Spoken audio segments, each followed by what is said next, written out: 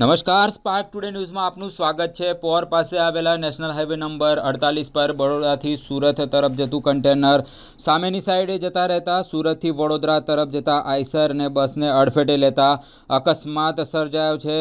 અકસ્માતમાં કલાકો સુધી ટ્રાફિક જામ સર્જાયાના દ્રશ્યો જોવા મળ્યા છે। વરનામા પોલીસ ઘટના સ્થળે દોડી આવી હતી અને લોકોને 108 મારફતે હોસ્પિટલમાં ખસેડવામાં આવ્યા છે। જી હા, સયાજી હોસ્પિટલમાં ખસેડવામાં આવ્યા છે। દર્દીઓને જે પણ કોઈક અકસ્માતમાં ઘવાયેલા દર્દીઓને એસએસજી હોસ્પિટલમાં ખસેડવામાં આવ્યા છે।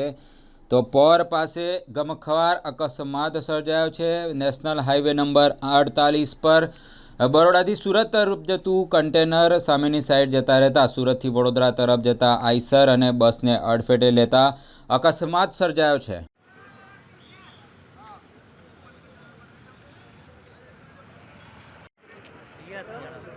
उधर से आया था क्या ये? उस साइड से आया था ये?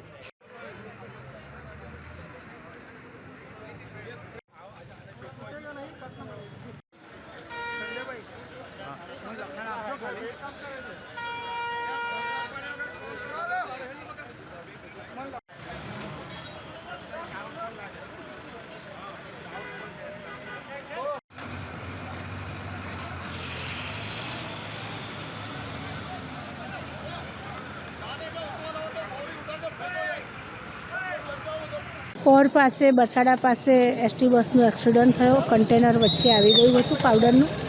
ત્યાંના ધારાસભ્ય અક્ષયભાઈ પટેલને જાણ થતાં તરત જ એમનો મને અહીંયા ફોન આવ્યો કે બેન તમારા વિસ્તાર એસએસજી હોસ્પિટલ તમારા વિસ્તારમાં આવે છે, તો ત્યાં ગાડીથી અહીંયા પેશન્ટોને લઈને આવી રહ્યા છે, તો આપ પહોંચો, હું પણ પાછળ આવી રહ્યો છું। એટલે મને જેવી જાણ થઈ એવી તરત જ હું અહીંયા ગાડી આવીને અમારા પ્રમુખ સાહેબ ડૉક્ટર વિજયભાઈ શાહને જાણ કરી। એમણે પણ ડૉક્ટર સેલના મિતેશભાઈને અમારા કાર્યકર્તાઓને બધાને જાણ કરીને અમે લોકો બધા અહીંયા આવી ગયા। 10 જણને અહીંયા ગાડી લાવ્યા છે। જેને વધારે ઈજા થઈ છે એમને અહીંયા લાવ્યા છે અને નાની મોટી ઈજા છે એ લોકોને વરણામાં છે, પોર છે, એવા એડમિટ કરેલા છે। મારી સાદલી સરકારી દવાખાનામાં નોકરી કરું છું મેં મલ્ટીપર્પઝ હેલ્થ વર્કર તરીકે। અને આજે રવિવારે ઉત્તરાયણનો તહેવાર હતો માટે કાલે મારે બીજો શનિવાર રજા હતી, તો મેં મારા વતનમાં પાલનપુર જવા નીકળેલો।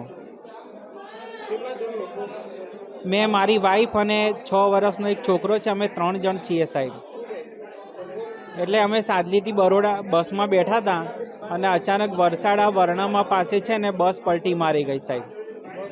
હા, અને ખબર જ ના પડી કે શું થયું, શું બનાવ બન્યો।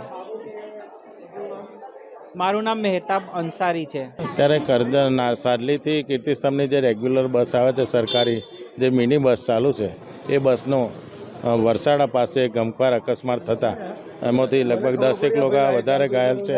એને અહીંયા આગળ એસએસજીમાં ખસેડવામાં આવ્યા છે। એટલે અહીંયા અમે એસએસજીમાં જે સારવાર અર્થે જે લોકોને લાવવામાં આવ્યા છે એમને અહીંયા આગળ ખબર અંતર પૂછવા અને યોગ્ય સારવાર મળે છે કે નહીં જોવા માટે અમે આવેલા છે।